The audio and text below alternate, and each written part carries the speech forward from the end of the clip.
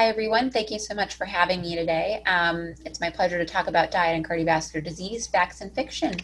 So let's get started. Our objectives for today are to discuss current dietary recommendations, as well as diet and its relation to cardiovascular disease, and finally, some nutritional controversies. So first, I just want to start by outlining the dietary guidelines for Americans from the USDA and Department of Health and Human Services.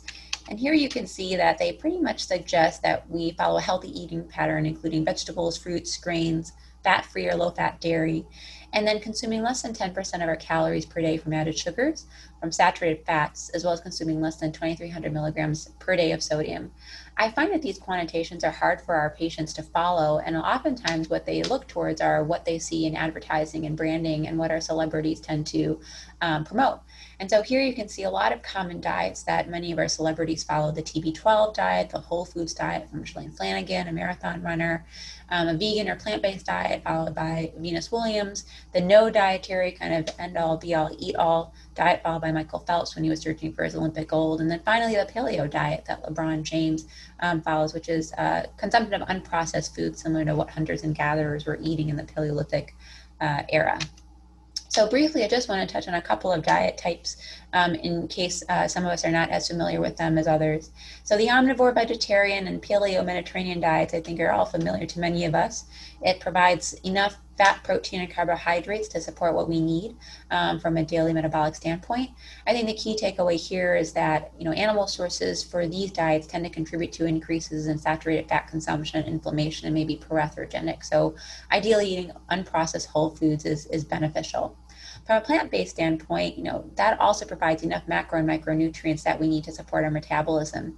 From a nutritional standpoint, unprocessed whole foods, again, are the mainstay for a plant-based diet, just because there's a decent amount of controversy with respect to whether processed plant-based foods are any better than their meat alternatives. So things I'm talking about are like the Impossible Burger or plant-based cheeses, anything that still has some amount of processing. And then finally, the ketogenic diet is one that I've seen a number of my patients ask me about. It's a high fat and protein and lower no carb diet that can be both plant and animal based. But typically, it tends to incorporate more animal sourced fat and protein, which can be very pro-inflammatory given the high saturated fat content of these foods. And so I typically recommend my patients typically try to follow a more plant-based ketogenic diet to avoid that saturated fat buildup. So I want to touch briefly upon diets that are very familiar to us as cardiologists, and that includes the DASH diet. And that's probably one of the first well-conducted studies that looked at a reduction in blood pressure, systolic and diastolic, using the combination diet or DASH diet, which was rich in fruits, vegetables, and low-fat dairy products. And you can see here on the right that there was about a 5 millimeter mercury and 3 millimeter mercury reduction in systolic and diastolic blood pressure, respectively, compared to the control diet, which was basically a reduced fat diet. And the next diet that's very familiar to us is the Mediterranean diet. This was initially printed out in 2013 and then reprinted in 2018 after there was some error with regards to randomization. But the end message was the same, that compared to a control or reduced fat diet, the Mediterranean diet with extra virgin olive oil, about 4 tablespoons a day, as well as the Mediterranean diet with added nuts, was associated with reduction in the primary endpoints, which were acute MI, stroke, and death, which is in the top chart. And then it seems like the diet with extra virgin olive oil ended up having a more significant reduction in total mortality versus the control, as well as the added nut diet. And this is, in my mind, the largest dietary intervention trial looking at cardiovascular disease prevention, which is why I think many of us tend to promote this diet in our practice. So what should we really recommend? Well, the American Heart Association, the American College of Cardiology do like the Mediterranean and DASH diets, as well as the good old US News. But what I think is important is putting diet modification within the context of behavioral change. And so I really like this diagram because I think it focuses a lot on the 3 different areas where we can make an impact with regards to reducing even the incidence of developing cardiovascular risk factors outside of what's genetically already mediated. And then it also addresses some societal factors that are associated with reasons for why our patients are unable to follow a healthy diet, and that includes education, accessibility, the time it takes to prepare healthy foods, marketing and branding, and the like.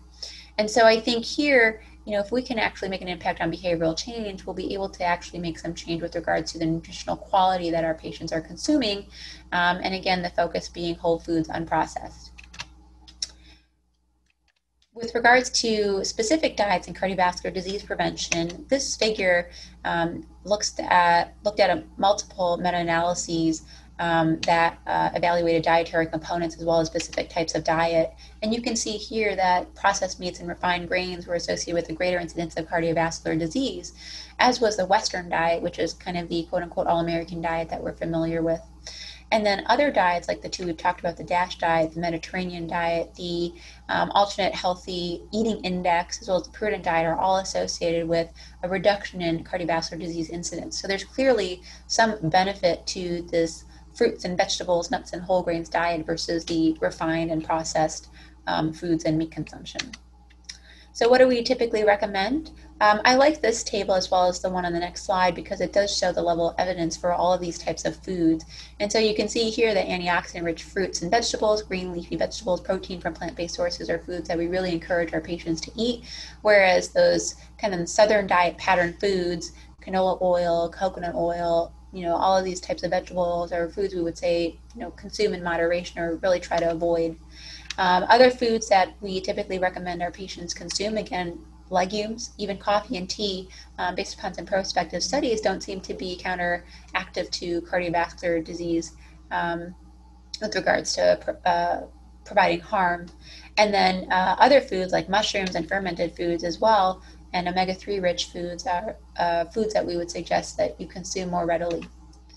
These two charts are charts that I oftentimes share with my patients. They're from Jack's Nutritional Controversies 1 and 2, published in 2017 and 2018. And I think the takeaway here is this is just a nice visual depiction about foods where we have evidence to show harm, foods where we're still kind of on the fence about what's harmful and not, and then foods that we definitely recommend. And I think eggs are definitely out there with respect to, are they good, are they bad? And we do have evidence to show that they're harm, just related to their cholesterol raising effect. Some inconclusive foods are high dose antioxidant supplements, sunflower oil, dairy products. We're still kind of on the fence about whether or not dairy is more beneficial than harmful, and vice versa, because it is a source of saturated fat, yet it is a good source of vitamins and minerals. So I think that these two charts are definitely very helpful when you're going over nutritional quality and what to include in dietary patterns for patients. And then finally, I just wanted to touch base on protein. I think oftentimes people think more protein is better, and that's not necessarily the case. The average daily protein requirement is only 50 grams per day, and on average, people typically eat around 68 grams per day. And here in the U.S., as you can see in this chart, it's around 90 to 100 grams per day, which is well above what we need. And there's even this association where the wealthier regions tend to be associated with greater protein consumption, and excessive protein does not necessarily enhance your body consumption or produce larger, stronger muscles. Whatever you don't use, you're gonna excrete. And so I think more important than the amount of protein is the quality of protein, your protein source. And I think there's sufficient evidence to show that protein from plant-based sources is less atherogenic than animal sources, which again are high in saturated fat. So how should we counsel our patients? I think it's really important to emphasize the need for behavior modification to actually implement meaningful change in dietary consumption. It's important to emphasize nutritional quality over following a specific diet type. We throw around the word lifestyle, but I think lifestyle is truly what it is, following a specific nutritional path to really get you in the best frame for cardiovascular disease reduction. I often tell my patients to eat clean, green, and lean and really follow a whole foods, unprocessed diet, shopping the periphery of the grocery store, avoiding aisles and bag box items. And I think if we can touch on these 4 things with our patients, hopefully they'll be able to implement some meaningful change and reduce their cardiovascular risk. Thank you so much. And now I'd like to open this up to questions.